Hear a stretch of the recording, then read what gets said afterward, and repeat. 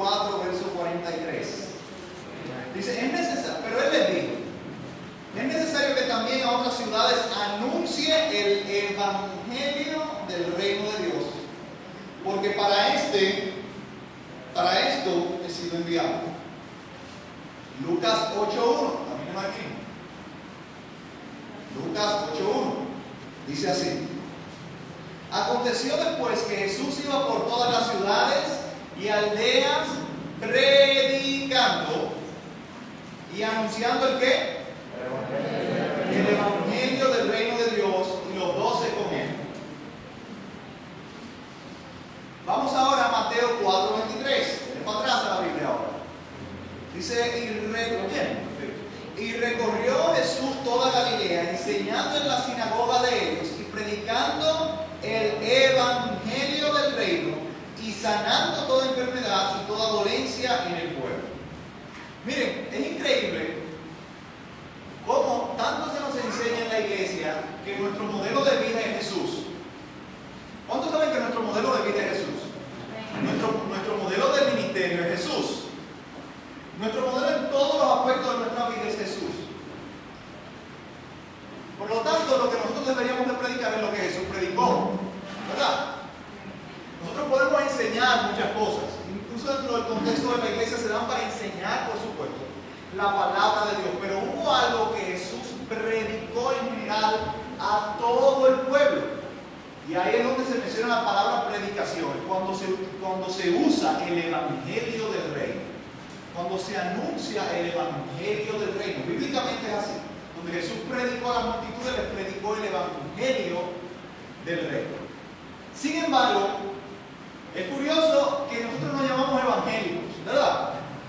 Nos decimos llamar evangélicos. Yo, la verdad, decía en estos días con una congregación que compartía que yo utilizo el término evangélico para sencillamente ubicar a la gente en lo que uno cree. Porque si me preguntan qué es lo que yo soy cristiano, ¿verdad? Porque es lo más bíblico a llamarse en cuanto a la creencia. Pero el hombre ha hecho, ¿verdad?, tantas ramificaciones y corrientes que para ubicar a la gente más o menos en lo que tú crees, yo le digo, bueno, yo soy evangélico. Le decía que lo curioso del caso es que nos llamamos evangélicos, pero nosotros no tenemos ni idea de lo que es el evangelio. Porque no toda la palabra de Dios es el evangelio. Toda la palabra de Dios desemboca en el evangelio. Pero el evangelio de Cristo, el evangelio del reino, es un anuncio de parte de Dios muy claro y específico. No sé si me están entendiendo. La palabra de Dios es la palabra de Dios, es útil para redarguir, para edificar, para corregir, para instruir. Pero una porción de la palabra de Dios, que es donde desemboca toda la palabra de Dios, es el evangelio. Les decía que nosotros llamamos evangelio y no sabemos muchas veces ni lo que es el evangelio. Y se nos ha llamado a predicar el evangelio, ¿verdad? Y este es el mensaje, yo creo que más fundamental en la vida de cristiano, y de lo cual depende más toda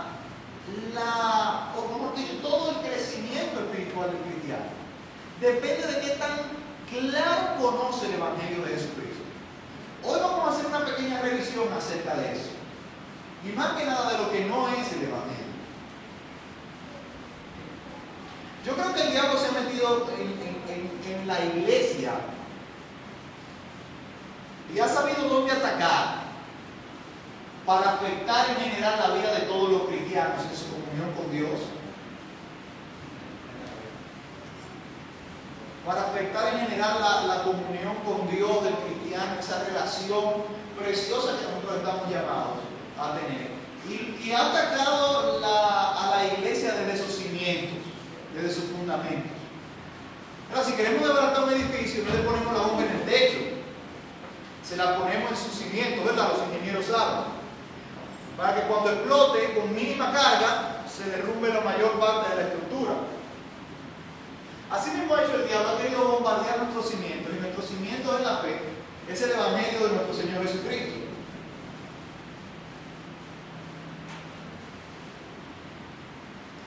Si nosotros no conocemos ni somos confrontados con el mensaje del Evangelio, nosotros podemos ser testigos de muchas cosas grandiosas de Dios. Podemos ser testigos de milagros de parte de Dios. Podemos ser testigos de tanta obra maravillosa de Dios alrededor de nosotros. Sin embargo, al final, perder nuestra salvación. ¿Qué cosa más rara? Que nosotros podemos saber tantas verdades acerca de Dios, tanta información de parte de Dios. Y si nosotros no conocemos la más fundamental de todas las informaciones que nos concierne a nosotros, que es el Evangelio, ¿no perdemos? La palabra Evangelio, ¿qué significa? Buenas nuevas, buenas noticias. La palabra Evangelio lo que significa es buenas noticias. De hecho, no son solamente buenas noticias, son las mejores noticias que se les puede dar a la humanidad. Pero ¿cuáles son esas buenas noticias? Vamos a ver primero lo que no son esas buenas noticias. Porque quiero de verdad que nosotros revisemos lo que predicamos, cuando le predicamos a lo que se pierde. Primero, las buenas noticias de Cristo no son que Dios tiene una mejor vida para ti. Oigan bien, Dios no tiene una mejor vida para ti. Dios tiene vida para ti. Son dos cosas diferentes. Porque si usted no se ha dado cuenta, antes de usted venir a Cristo, usted estaba muerto, no tenía vida, por lo tanto no puede tener una mejor vida. Y lo curioso es que muchos de nosotros hemos predicado el Evangelio como que es un upgrade, ¿cómo se dice? Una actualización, una mejoría al estilo de vida del mundo. O sea, y lo ponemos en comparación. Muchas veces, y los mecanismos que utilizamos para predicar el Evangelio muchas veces comparando lo que se le ofrece a la gente en el mundo. O sea, ven para acá, por ejemplo, ven para acá, que aquí tú te va a pasar igualito que en el mundo. ¿Te va a gozar? ¿Cómo? ¿Y esa oferta? ¿Cuánto fue esa la oferta de Jesucristo? Vamos a revisarlo bíblicamente. Esa nunca fue la oferta de Jesucristo. Ven para acá porque aquí también hay gozadera. La oferta de la predicación del Evangelio no es que los cristianos nos gozamos. Los cristianos nos gozamos. No estoy diciendo que no, estoy diciendo que la vida del cristiano. Pero la oferta para ganarse al oprimido no es que el cristiano se goza. No. Eso es una información muy exacta. No voy a decir que del todo contraria, pero implica que se le meta en la cabeza una idea que no necesariamente es la que Dios quiere comunicar.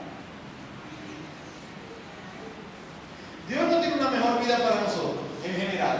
Dios tiene la vida para nosotros. En Efesios 2, 4 y 5, si lo puede buscar, por favor. Efesios 2, 4 y 5, vamos a leer, dice: pero Dios, que es rico en misericordia, por su gran amor con que nos amó, aún estando nosotros, ¿qué? Muertos de pecado. ¿Qué? Muertos. ¿Cómo era que nosotros estábamos?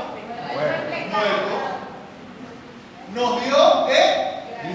Vida juntamente con Cristo. Por gracia soy salvo.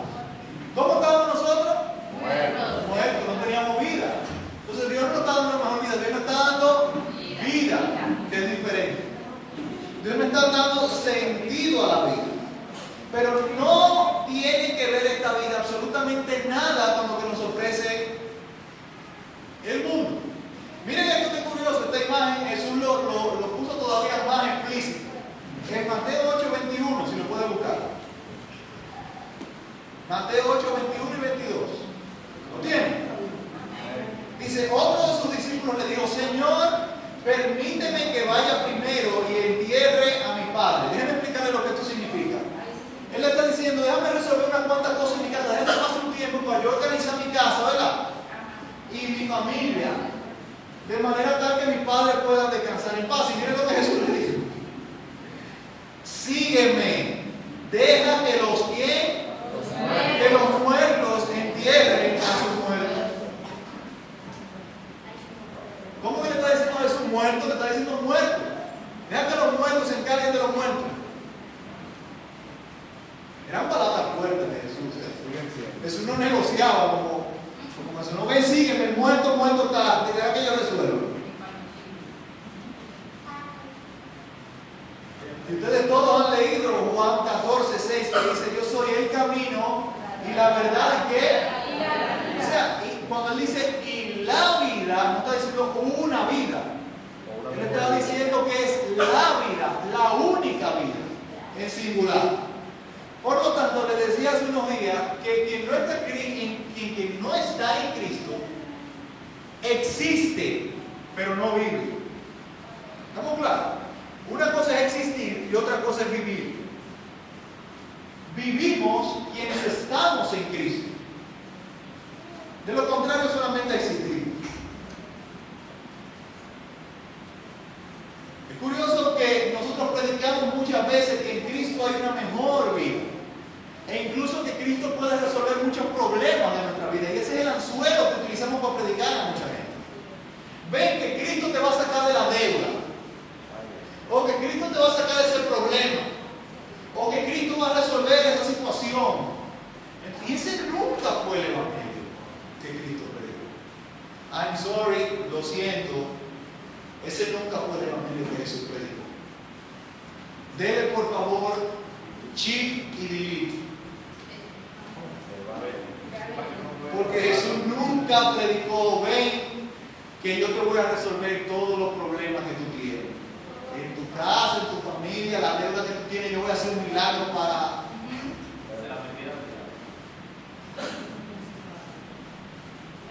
Vamos a confrontar esto.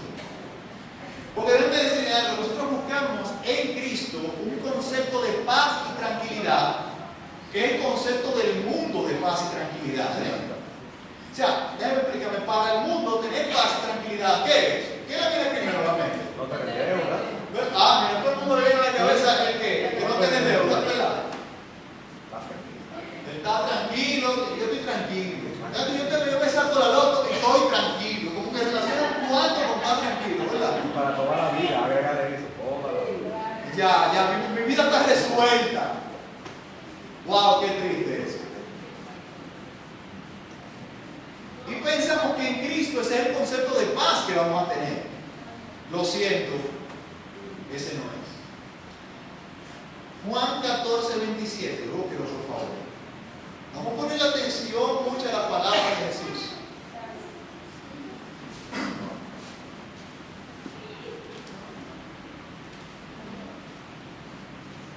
Miren esta aclaración: la paz os dejo, mi paz os doy. ¿Pero qué dice? Yo os la doy como el mundo la da. No se turbe vuestro corazón ni tenga miedo. O sea, está diciendo: reformatense con el concepto de paz que yo les voy a dar. Porque yo no les voy a dar paz como ustedes necesariamente esperan que van a tener paz. Y hoy en día oímos predicar un evangelio donde Dios resuelve tu economía porque Dios quiere que tú seas, ¿verdad? Y Dios quiere que seamos prosperados. No necesariamente eso quiere decir que seamos millonarios. No necesariamente que seamos ricos. Está muy lejos del concepto de Dios. Me es curioso, yo vivo diciendo eso, y tuve la oportunidad de predicar en esta semana en una iglesia amiga, que nosotros leemos mucho Filipenses 4:13. Todo lo puedo en Cristo que me fortalece, pero busque su Biblia y lea el 11 y el 12. Búsquenlo. Busquen su Biblia.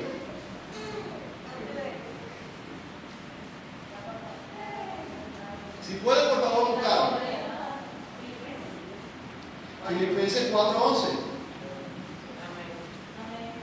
Dice así: no lo digo porque tenga escasez, pues he aprendido a contentarme cualquiera que sea mi situación. Esto es Pablo hablando.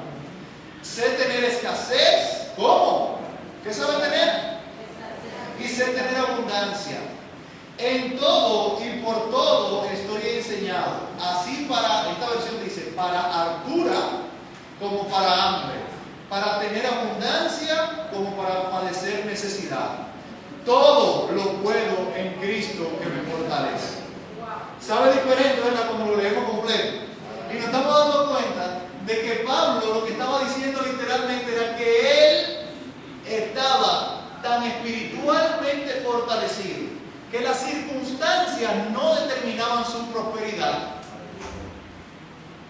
O sea, que él no tuviera, no quiere decir que él fuera un hombre que Dios no prosperara sus propósitos en él. Y él sabía bendecir a Dios en la escasez como en la abundancia. Sabía tener hambre y glorificar a Dios. ¿Cómo?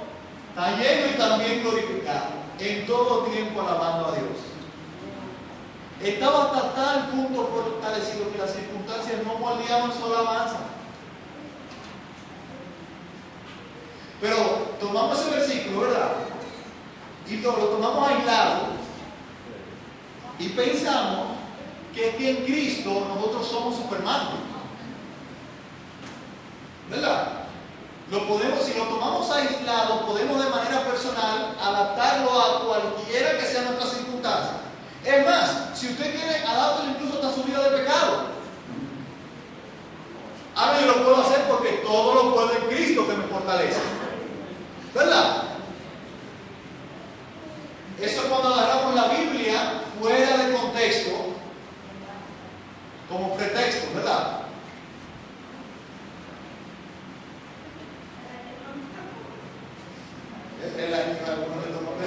Que se da su trago y dice no, porque dice la Biblia que la nieve es mejor.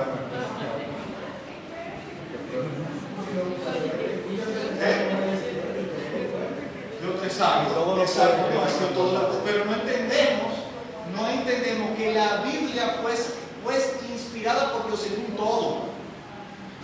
un todo, y que si vemos los versos así de manera aislada y no buscamos teniendo la Biblia a mano, por supuesto que podemos adaptarlo a nuestro antojo.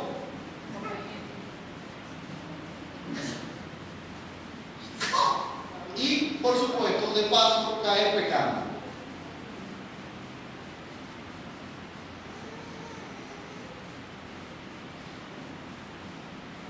Muchas veces lo que se nos ofrece como evangelio, incluso lo que nosotros hemos ofrecido como evangelio, es una vida donde no vamos a tener sufrimiento, donde no vamos a tener aflicción. ¿Qué dijo Jesús de eso? Juan 16:33, ustedes lo han leído. Estas cosas os he hablado para que en mí tengáis paz. En el mundo tendréis, ¿qué? Pero confiad, yo he vencido al mundo. Pero le está dando una advertencia clara. O sea, ustedes todavía en mí van a tener situaciones que sufrir afuera. Como que ya no está tan atractivo el ser cristiano, ¿verdad?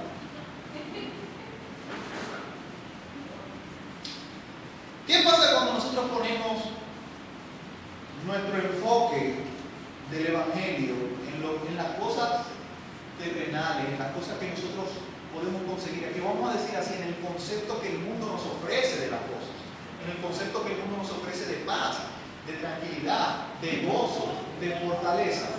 Bueno, pasa algo, generalmente pasa algo. Y es que caemos en la decepción. Porque cuando nos damos el trancazo con la realidad de que a lo mejor venimos a Cristo porque nos ofrecieron que Cristo nos va a resolver una deuda, y pasa un mes y seguimos en fe ahí, sí, yo creo, sí Señor, yo creo Señor que tú haces un milagro, Señor, y que tú mañana lo puedes hacer. No estoy diciendo que no lo puede hacer, pero miren qué pasa, que nos convertimos como sugestionando a Dios para que haga el milagro. Y le decimos, Señor, sí, yo creo que tú lo vas a hacer, Señor, yo creo que tú lo vas a hacer. Y pasan 2 meses, pasan 5 meses, pasan 6 meses. Y tenemos la misma deuda y estamos casi presos por la deuda. ¿Qué pasa? Entonces lo que decimos es, bueno, una de dos.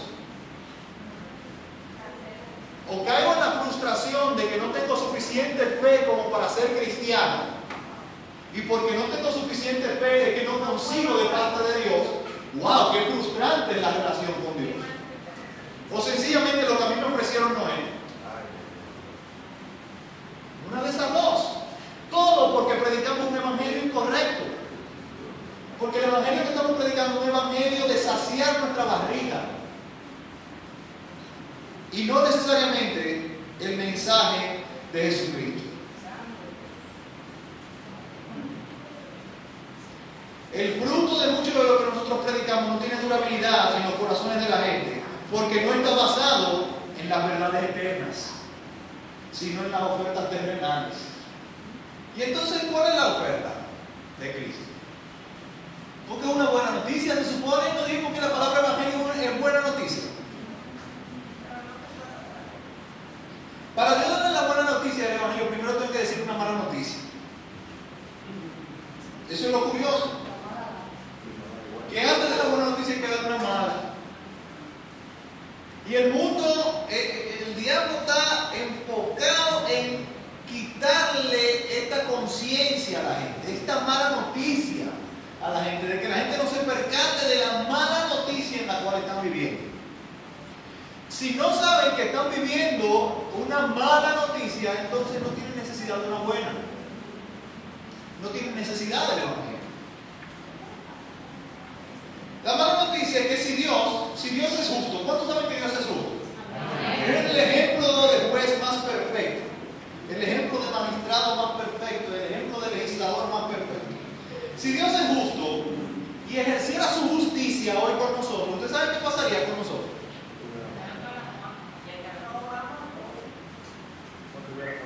Y Dios es justo.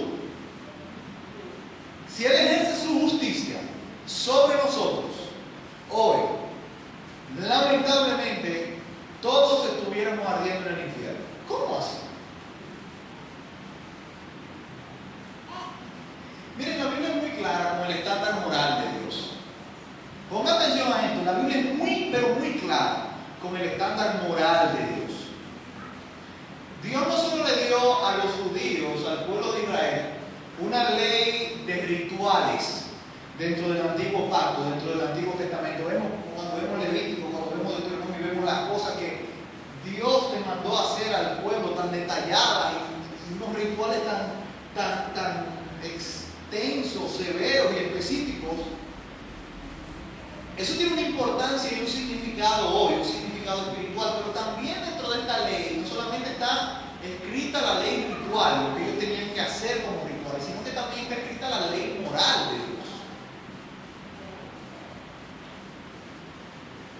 Dentro de la ley están escritos los estándares morales de Dios. ¿Y cuántos saben que Dios creó todo lo que nosotros conocemos? Que Dios es el rey de la tierra. Aunque usted y yo no nos aceptamos, Él es el dueño de esto. Puede ser que usted no lo reciba como su Señor y Salvador, pero la Biblia dice que de Jehová es la tierra, el mundo y lo que en él habita.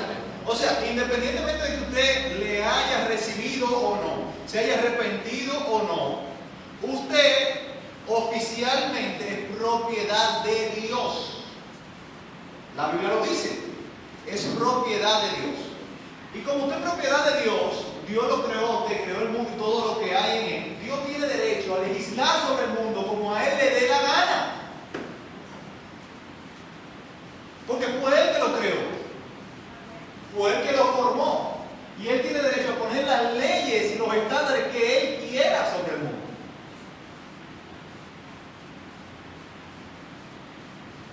Tristemente nosotros constantemente estamos juzgándonos a nosotros mismos por los estándares morales de nosotros y no por los de Dios.